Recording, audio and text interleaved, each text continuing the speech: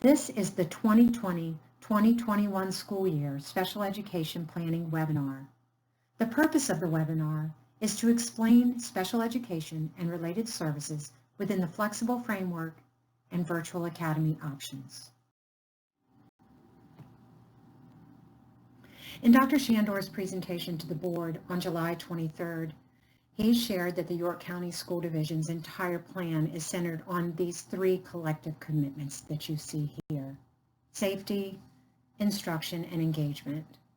These commitments also apply to the decision-making process regarding special education and related services for students with disabilities. The Student Services team has used guidance from multiple agencies to drive our work to date, with specific emphasis on that we've received from the Virginia Department of Education and the Office of Special Education and Student Services. Throughout the presentation, you will hear two terms: synchronous and asynchronous. Synchronous instruction is online instruction that happens in real time. During synchronous instruction, teachers and students interact virtually in an online platform. Examples of synchronous instruction include video conferencing and live chats. During asynchronous instructions, students learn at different times. Instruction is more flexible and convenient for both students and families. Students can work at their own pace. Examples of asynchronous instruction include responding to a prompt on a discussion board. As we think about re-entering schools in the fall, we must remember that there are state guidelines that must be met. For students with disabilities, there are state and federal regulations that must be followed as well. Expectations for the beginning of the school year will be different than those that were in place during the emergency closing. For example, students will learn new content and be expected to demonstrate mastery in their courses. YCSD will provide a free, appropriate public education, or FAPE, to all students with disabilities. In order to ensure that each child receives FAPE, special education teachers will be required to complete an extensive review of their students' IEPs and contact families before the beginning of the school year. IEP teams for all eligible students will meet as needed to discuss plans for the students' education for the upcoming school year. IEPs will be developed to meet each student's unique needs and individual circumstances. IEPs will be implemented consistent with the school board's instructional and health plans and will consider remote learning opportunities. Special education teachers, in collaboration with parents, will propose the least restrictive environment and special education and related services for each child. Any changes from the last agreed upon IEP will require an amendment and parental consent to implement. Given the division's commitment to engaging families in the decision-making process, we will ensure each parent's input and understanding of the proposed IEP. In each of the models shared, it is the expectation that collaboration between special and general education teachers will continue and supplemental instruction will be provided by paraeducators. School divisions may obtain parental consent to implement and amend IEPs without an IEP meeting. However, given the novelty of the current circumstances and the anticipated movement between virtual and face-to-face learning environments, IEP teams may determine the need for a meeting to facilitate effective communication with families. If a parent requests a meeting before providing consent to amend the student's IEP, the school division must convene the IEP team. In order to maintain our commitment to the health and well-being of staff and families, IEP meetings will be held virtually. Requests for face-to-face meetings will be considered on a case-by-case basis. The term compensatory services includes the provision of additional special education and related services due to the failure of a school division to provide FAPE. However, in the situation of the governor's order to close schools, this should not be the case. Rather, the IEP team should determine what impact, if any, the extended school year had on the student's progress. Teams can then determine whether any remedial or recovery services should be provided to the student. Proposals and agreement for any additional services will be made within the context of an IEP meeting. Teams should allow time for students to get acclimated to school and for special education teachers and related service providers to assess students' current level of functioning before determining the need for additional services. Requests for compensatory services will be considered on a case-by-case basis, and decisions will be made by the child's IEP team. This screen provides a visual of 4 different models within option 1 that the school division is considering for the opening of school in September. As you can see by the graphic, the first model, traditional, is the model with which most people are familiar. At the opposite end is a remote learning model, where instruction is offered completely online. As the governor has shared, schools must be flexible in their approach to learning this upcoming year. As such, we have developed 2 additional models. The hybrid model is a blend of face-to-face instruction mixed with online learning. The leveled model provides a hybrid experience for elementary students, while secondary students learn through remote instruction. On the next several slides, I will discuss in general terms how special education services may be implemented within each of the models of the flexible framework. Because special education is so individualized, specific decisions about services in each model will be determined by the child's IEP team. To begin, let's look at special education in their traditional model.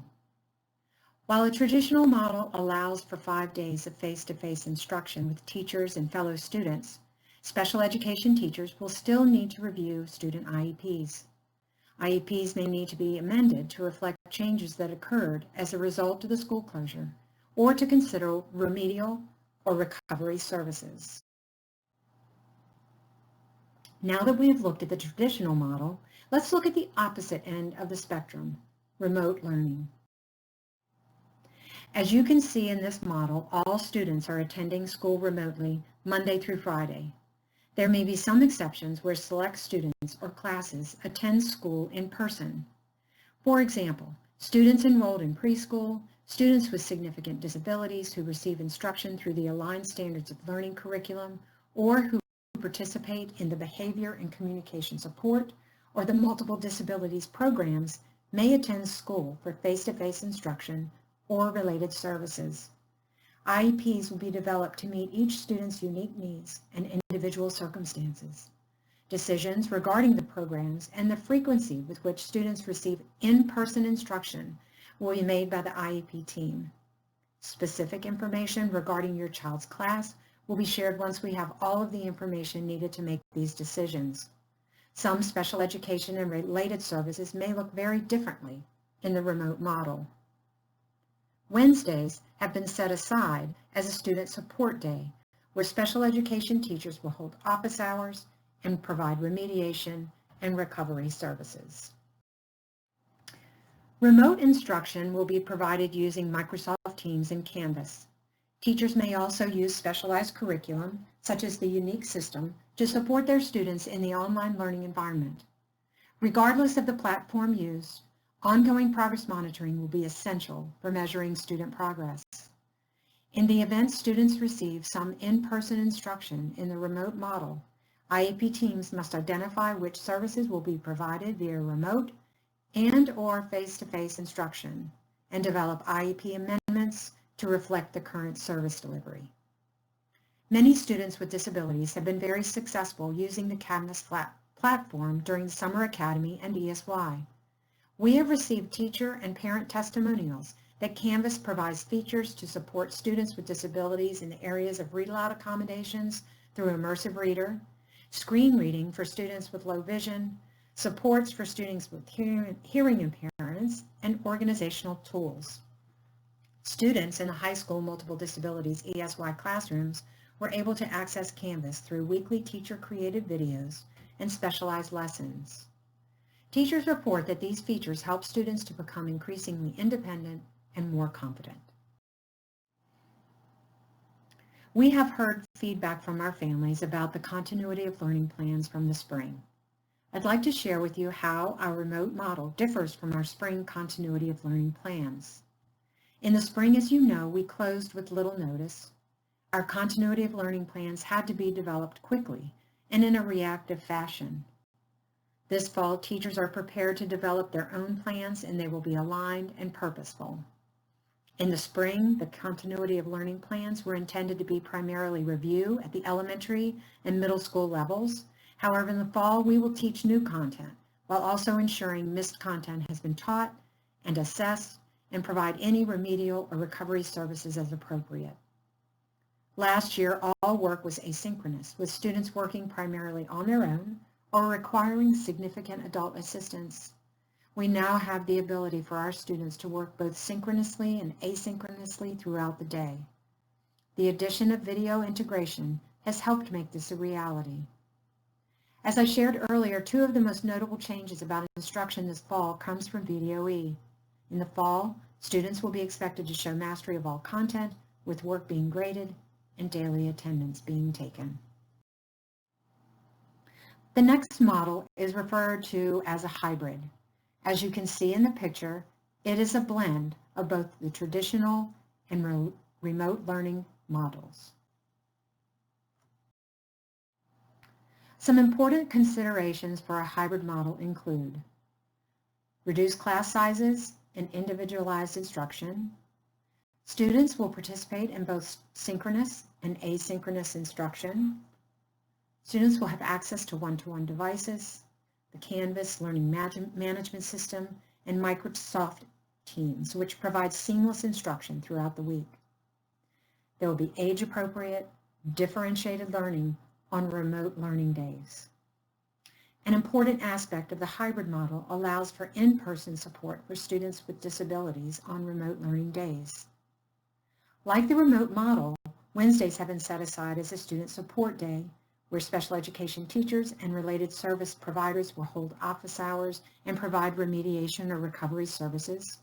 Staff will also engage in activities such as professional learning, planning, parent conferences, and IEP meetings.